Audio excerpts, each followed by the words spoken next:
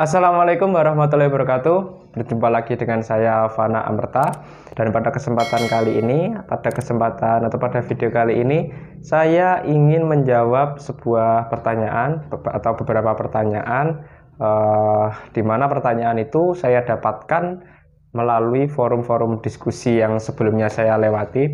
Jadi gini, di beberapa kesempatan forum diskusi yang lalu, saya meminta pada audiens untuk membuat sebuah pertanyaan, untuk menuliskan sebuah pertanyaan kepada saya, dan ini sudah ada cukup banyak sekali pertanyaan yang diajukan melalui kertas-kertas kecil ataupun melalui kertas besar. Nah, ini ada juga yang versi hemat nih, kecil banget pertanyaan. Jadi saya akan mencoba menjawab semua pertanyaan yang diajukan oleh teman-teman di sini, di mana ini saya minta juga mereka untuk mengajukan pertanyaan. Saya akan menjawab semuanya secara bertahap tentunya, ya nggak langsung melalui satu video. Secara bertahap saya akan menjawab pertanyaan dari teman-teman sekalian ini. Oke, langsung saja ya. Saya ambil beberapa pertanyaan untuk dijawab pada satu video ini. Anonim, nggak ada namanya. Memang saya nggak mewajibkan mereka untuk menuliskan namanya ya, atau identitasnya. Terserah mau ditulis atau enggak. Ini pertanyaannya, bagaimana cara seseorang memegang prinsipnya, terutama bagi mahasiswa? Oke, jadi bagaimana seseorang memegang prinsipnya, terutama bagi mahasiswa? Jadi pada dasarnya kalau menurut saya sebuah prinsip itu merupakan manifestasi ataupun perwujudan nilai-nilai yang ada pada diri kita atau ada di dalam diri kita gitu. Jadi perwujudan dari sebuah jalan hidup, sebuah keyakinan diri kita dalam menjalani hidup itu seperti apa, rambu-rambunya itu seperti apa yang menjadi keyakinan kita, apa yang kita pegang sebagai sebuah pedoman hidup dan lain sebagainya. Jadi prinsip itu merupakan apa yang ada di dalam diri kita, nilai yang ada pada dalam diri kita. Nah, kalau masih ada pertanyaan bagaimana cara memegang prinsip hidup, itu kan artinya bukan merupakan nilai yang ada di dalam diri kita, atau mungkin kita belum mencapai tingkat kesadaran terhadap nilai itu mungkin ya.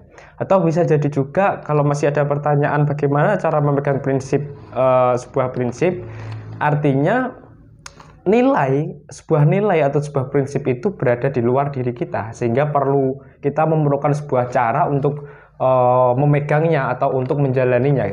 Jadi karena suatu nilai itu berada di luar diri kita. Nah, kalau suatu nilai itu berada di luar diri kita, kemudian kita paksakan untuk kita lakukan, barangkali itu tidak akan menjadi sebuah prinsip, atau mungkin lebih terkesan menjadi sebuah doktrin ya barangkali. Nah, kecuali atau mungkin teman-teman melihat tokoh, kemudian kamu melihat ada nilai yang bisa kamu ambil dari dirinya, ada sebuah prinsip yang kamu kagumi dan ingin kamu tiru, itu boleh-boleh saja, tapi harus melalui beberapa proses juga. Kamu perlu merenungkan terlebih dahulu apakah prinsip itu cocok untuk kamu, cocok untuk dijalani, apakah sebuah prinsip itu sama, relevan dengan nilai-nilai yang ada di dalam diri kamu, apakah sebuah prinsip itu memang sejalan dengan pemikiran dan hati kamu, nurani kamu, dan lain sebagainya. Kamu juga perlu mempertanyakan apakah sebuah prinsip itu, mengapa sih kamu harus mengikuti prinsip itu, mengapa kamu harus melakukan sebuah jalan hidup yang sebenarnya berada di luar diri kamu, dan lain sebagainya. Jadi perlu mempertanyakan banyak hal, di mana pertanyaan-pertanyaan itu bisa menumbuhkan kesadaran kenapa kamu harus mengikuti sebuah prinsip hidup itu. Nah, kalau emang udah cocok dengan nilai-nilai yang ada di dalam diri kamu, nah utamanya berarti mengenali diri sendiri terlebih dahulu. Sehingga ketika kita mengenali diri sendiri, kita akan mengetahui lah yang namanya prinsip-prinsip itu tadi. Atau kita mungkin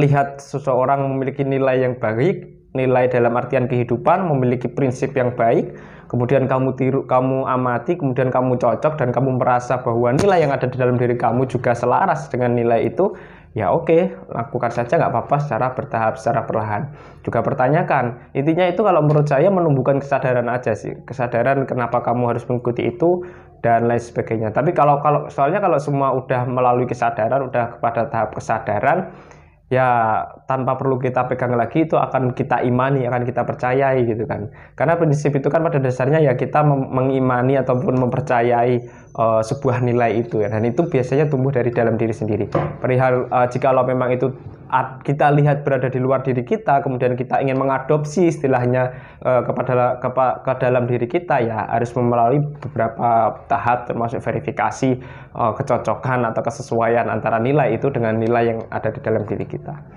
Mungkin itu. Kalau pertanyaan saya dalam memahami pertanyaan ini saya kurang tepat, ya silahkan tuliskan saja di kolom komentar, atau barangkali punya pandangan lain silahkan boleh tulis di kolom komentar.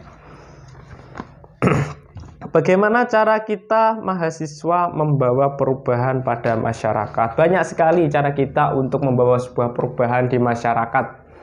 Ini konteksnya mahasiswa ya berarti. Bagaimana cara kita dalam kurung mahasiswa membawa perubahan pada masyarakat? Banyak sekali caranya. Ini masih dalam konteks mahasiswa, dalam artian kita belum lulus dan masih menjadi mahasiswa. Yang pertama, kita bisa mengawal sebuah kebijakan.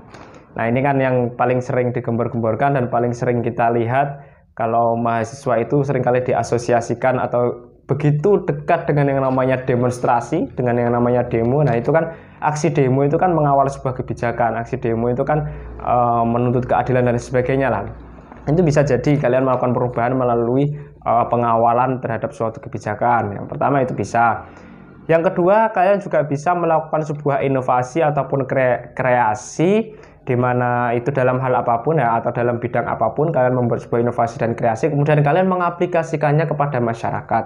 Kalian mewujudkannya ataupun melakukan sebuah kreasi atau inovasi itu kalian aplikasikan terhadap masyarakat, kalian terapkan terhadap masyarakat, itu juga bisa dalam bidang apapun itu. Kemudian kalian juga bisa mengadakan event-event bina desa barangkali ya. Kalian mengadakan event bina desa, jadi kalian memilih satu desa, kemudian kamu memilih satu desa, kemudian kamu coba menggali permasalahan yang ada di desa itu, dan kamu menyelesaikan atau mencari solusi terhadap permasalahan yang ada di desa itu. Atau kamu mencari potensi yang ada di dalam desa itu, kalian bina, kalian bimbing desa itu untuk memanfaatkan potensi tersebut dan sebagainya.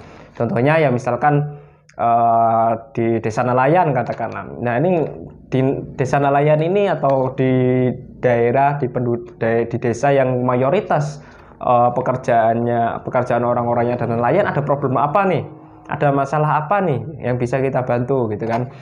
Misalkan saja ya ada masalah terkait distribusi hasil tangkapan atau distribusi ikan gitu ya misalkan. Karena mereka jauh dari pasar sehingga mereka memerlukan pihak ketiga atau pengepul untuk menjual ikan-ikan tersebut barangkali. Tapi di situ ada problem, ketika mereka membutuhkan orang ketiga maka keuntungan mereka akan semakin sedikit. Nah, kamu bisa menyediakan solusi bagaimana cara kamu dengan segala macam sumber daya yang kamu miliki, dengan segala macam akses yang kamu miliki, dengan segala macam relasi yang kamu miliki, kamu menyediakan sebuah solusi di mana kamu mempertemukan antara nelayan dengan konsumen secara langsung gitu. Entah dengan membuat pasar, entah dengan membuat sistem dan lain sebagainya. Yang penting atau pada intinya kamu bisa menyelesaikan masalah di situ. Kalau masalahnya masalah ekonomi, masalah hasil yang tidak berimbang tadi, ya gimana caranya nelayan itu bisa memperoleh hasil yang atau keuntungan yang tinggi tanpa melalui pihak yang orang ketiga. Atau mungkin kamu juga bisa mengadakan atau mengikuti kegiatan-kegiatan pengabdian. Atau kita bisa biasa mengenalnya dengan volunteer. Nah, kamu bisa mengikuti kegiatan volunteer itu, entah itu banyak sekali. Kalian kalau cari event volunteer itu di Instagram banyak sekali. Bidangnya juga beragam, mulai dari bidang pendidikan, kesehatan, kemudian apalagi kesehatan, pendidikan, entah itu bidang pangan juga, di pengolahan hasil pertanian juga ada banyak sekali. Di kemaritiman juga banyak dan lain sebagainya. Kamu juga bisa mengikuti agenda-agenda volunteer itu. Itu banyak lah, masih banyak yang lainnya juga. Oke, selanjutnya, bagaimana pendapat kakak tentang mahasiswa yang tidak ikut turun ke jalan saat demo terjadi? Ya nggak masalah. Bagaimana pendapat kakak tentang mahasiswa yang tidak ikut turun ke jalan saat demo terjadi? Nggak ada masalah ketika mahasiswa itu nggak demo gitu. Nggak ada masalah apapun. Kalau menurut saya loh, yang kalau misalkan kamu memilih untuk tidak ikut demo ya no problem gitu kan. Karena demo itu bukanlah satu-satunya hal yang bisa dilakukan mahasiswa, atau satu-satunya hal yang bisa dilakukan mahasiswa itu bukan demo aja gitu. Mahasiswa bisa melakukan banyak hal kok, nggak cuma demo aja gitu. Dan tugas mahasiswa juga nggak cuma demo aja, banyak tugas lain yang bisa ditanggung oleh mahasiswa. Aktivitas mahasiswa juga nggak cuma demo aja gitu. Banyak hal-hal positif, banyak hal-hal bermanfaat lain yang bisa dilakukan oleh mahasiswa. Termasuk dalam membawa perubahan juga nggak harus melalui demo aja gitu. Saya nggak mengatakan bahwa demo itu buruk atau jelek ya. Ini kan pendapat saya terkait dengan mahasiswa yang nggak ikut demo. Ya nggak apa-apa gitu. Karena kalian bisa melakukan perubahan dengan cara yang lain. Kalian bisa mengawal melakukan perubahan di masyarakat dengan cara yang lain. Kalian bisa mengawal kondisi masyarakat dengan cara yang lain. Ya kalau kita hubungkan dengan yang pertanyaan sebelumnya kan ada juga kan bagaimana cara kita mahasiswa membawa perubahan pada masyarakat. Kita bisa salah satunya kan mengawal kebijakan itu. Cuma kan nggak cuma itu aja. Kita bisa melakukan pengabdian, kita bisa mengadakan riset, kemudian kita terapkan ke masyarakat, menyediakan solusi, mengikuti volunteer, mengembangkan pendidikan di pelosok-pelosok desa dan lain sebagainya. Banyak hal yang bisa kita lakukan, nggak cuma demo aja. Toh di antara ribuan mahasiswa, misalkan saja di kampusnya sampean nih, di kampus kamu, rasio antara mahasiswa yang demo dengan mahasiswa yang nggak demo itu banyakan yang mana sih gitu kan. Karena gitu bisa kita bandingkan. Ya kalau masih banyakan yang nggak demo, kemudian kok baik-baik aja, semua kondisi juga baik-baik aja dalam artian mereka juga tetap aman, kan nggak masalah gitu kan, berarti nggak demo. Nggak ada kewajiban untuk kalian demo, nggak ada kewajiban ya. Tapi kalau kamu memiliki kesadaran untuk melakukan demonstrasi karena beberapa kali ya nggak ada masalah juga, itu baik juga gitu, selama dilakukan dengan cara yang tepat gitu kan. Karena kembalinya kalau niatnya demo baik, ya udah monggo yang mau ikut demo, yang nggak mau atau mungkin ada halangan lain, ya nggak ada masalah, nggak ikut demo nggak masalah. Saya pun seumur saya menjadi mahasiswa cuma pernah ikut demo itu sekali aja. Itu pun di sana niat saya bukan untuk demo, bukan untuk menuntut apa ya. Tapi saya cuma ingin tahu rasanya itu di suasana demo itu seperti apa. Saya cuma ingin tahu itu aja gitu. Jadi saya ikut demo bukan karena saya ingin menuntut apa, tapi saya cuma ingin tahu rasanya demo itu seperti apa, suasananya seperti apa. Itu menurut saya nggak ada masalah sih. Banyak yang bisa kita lakukan selain demo kok.